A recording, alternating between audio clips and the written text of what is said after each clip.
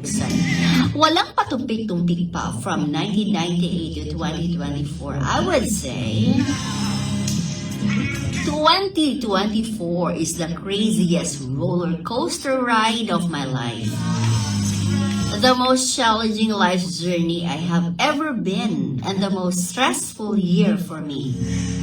I had encountered numerous failures and downfalls. However, I see the silver lining and limelight from these tragic experiences.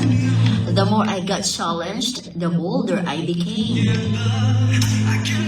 Honestly, year 2024 has been very bad for me. After all the enjoyments I had in Caraga and Davao region, napulihan og kaguol.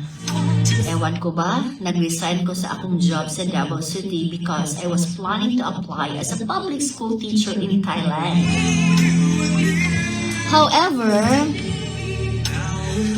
due to unforeseen circumstances, things did not go as planned.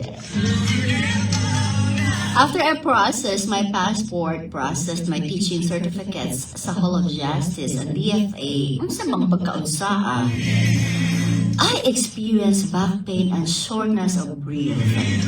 I thought it was just a result of my stress and over-fatigue. But it gets worse as time goes by, which hindered me from pursuing my goals in going board exam. But now, I am okay. Okay, like after all the tests requested my doctor, it was found it's just an acid reflux, not too serious.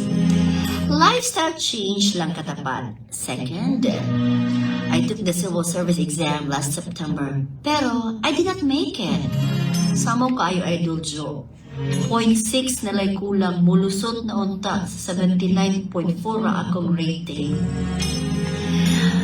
I didn't feel frustrated nor devastated because I really believe that it is not my season of winning. Finally, this year has taught me various lessons and I survived a lot in private without the help of others.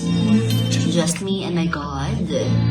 With that being said, I am grateful to Him. 2024, puro kasakit.